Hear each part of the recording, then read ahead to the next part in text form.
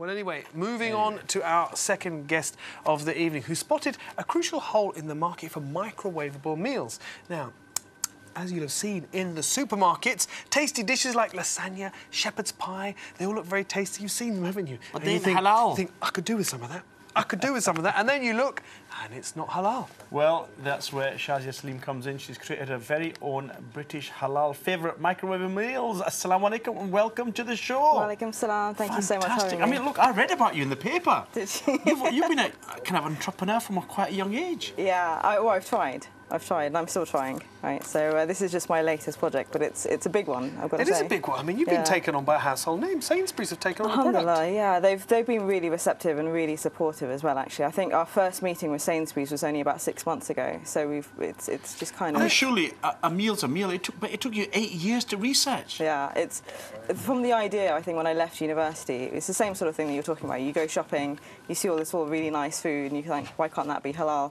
And then something kicks in as an entrepreneur. Something kicks in and goes, hang on, if I'm feeling this and all my friends are feeling this, there must be something here. Do you know, it's amazing because that sentiment has been around for decades. Ages, yeah. Absolutely decades. Yeah. People, and to summarise it, people say, I just want school dinners. I want those old school dinners again. And we don't want it currified, because actually what you find is that a lot of places, they do make lasagna, they do make pizza, but they put a bit of garam masala in it, or they put a bit of hari mirch, or they put something in it, don't they, to change the flavour. But you've just gone, what, traditional, like English type, well, not English, European-style food? Yeah, it's enhanced slightly. There's a spectrum involved. I think where you are having things like chicken tikka pizzas, that you've gone too far, right? I think it just needs a little bit of a kick, because otherwise we don't want to have really bland food. It's got to have something. something. What's the blandest thing on the menu? That's it. That's the one. Yeah, I mean, look, we've got some of your packages here, and I'm really impressed because it reminds me of Jamie Oliver. Oh, thank you. You've got your picture on it and everything. I can't believe you've got your picture on it. I'm so impressed.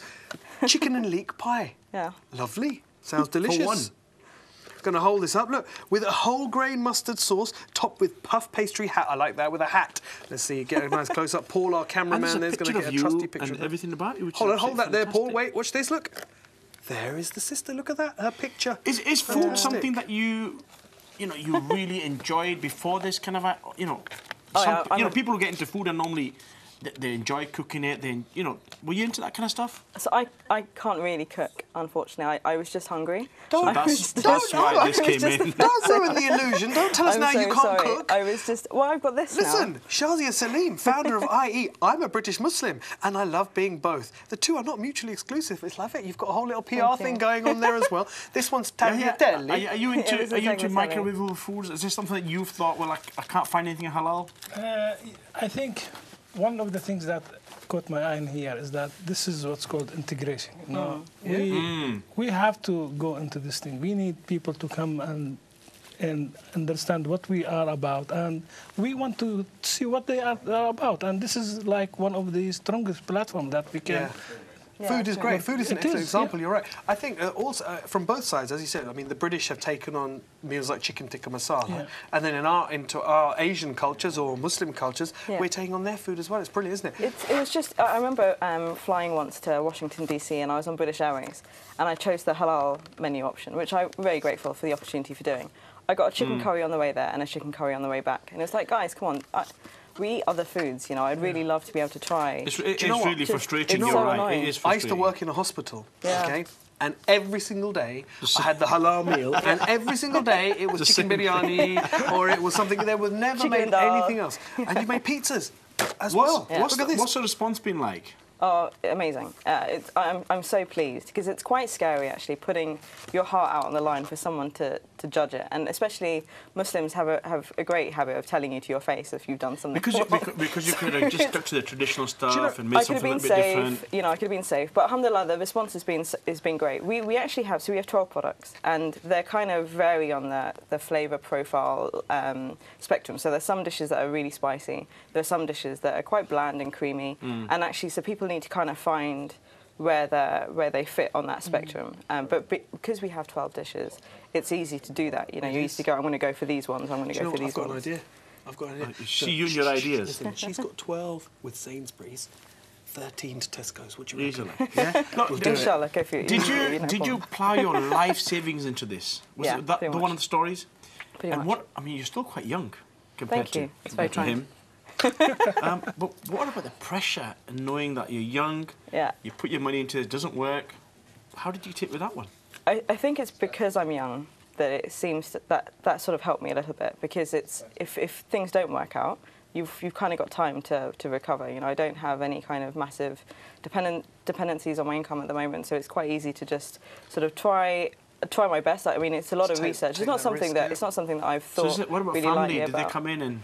My family have been very supportive, alhamdulillah. My dad really championed the whole thing. You know, what amazes me is you said that you started speaking to Sainsbury's 6 months ago. Yeah. I mean, a lot more time in the making in terms of the concept and the meals and stuff. But 6 months ago, because I know people who've tried to get into supermarkets and they've already got the product. The product's there, and they spend years in testing. And I'm talking about just people who've got like a bag of crisps or something, and they've got to test it at this temperature and in that condition and this atmosphere and that longevity, everything, and it's got to be this size and that shape. How did you get it in so quickly? SubhanAllah. I mean, I wasn't expecting it. When we went into Sainsbury's, they knew that this gap existed. They knew it was something they wanted to go after. They wanted a good quality halal brand to be able to fit this gap. And I think they were just waiting for someone to come along. And so when we came along and we articulated this and we said, look, these are our products, and we have a fantastic team. So the team behind this, who actually make this happen, are people who are some of the best brains in the business. What advice can you give to young people out there that have got an idea and they want to move on it? Research. Research is key. I mean, I took 8 years, and sabr is really important here, like patience and just taking your time and making sure that you've done your research is actually really good, because you only really have one shot at this to get it right, especially when you're launching on a national scale in the way that we launched. You can't sort of launch, mess up, make mistakes, and then come back again. Tell me this, though. 8 years of research. You must have, all that way along, weren't you thinking, someone else is going to get there first? Yeah, someone else is going to get there first? Someone else is going to get there first? Entrepreneurs' paranoia is a really big thing. You know, even to the week before we launched, we were like, what else? What happens? What happens? And because we're first to market, this is the first ever British halal ready meals brand. And so as soon as someone else takes that, we've lost. Other people are going to do this as well, do you think? I mean... No, but seriously, I'll tell you what, we've done you a disservice here as well, because we introduced it as microwavable meals. Now, some of your meals are microwavable. That's Actually, 3/4 of them are not just microwave, they're oven meals as well, Oh, aren't they? and even the microwavable meals, you can cook in a pan or you can cook in the oven as well. So you can cook them either way, really. The key thing is that all of the foods are made from kitchen cupboard ingredients. So that means that everything that goes into any of our dishes is stuff that you could have bought yourself from a supermarket and made at home, and it's made the way that you would have made it at home as well. So I won't find so monoglucose, fatty something acid of something no esters. numbers, no anything. It's basically just the ingredients cooked as you would have bought from a supermarket, cooked as you would cook at home, and put in a convenient dish. I mean, the microwavable meals are 4 minutes in the microwave. That's pretty good.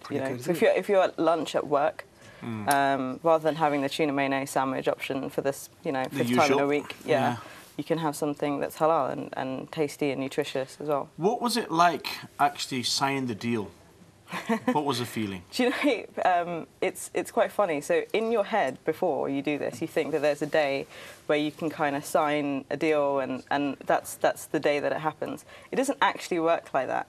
You have quite a few days, and you're never really sure at any which point, oh, this is the day that it means, this is the day it's going to happen, oh no, this is the day it's going to happen. It just sort of happened in those 6 months. And I can't actually, when I look back, I can't really pinpoint this was the turning point or this was the meeting that clinched it. It just sort of, it was a relationship thing.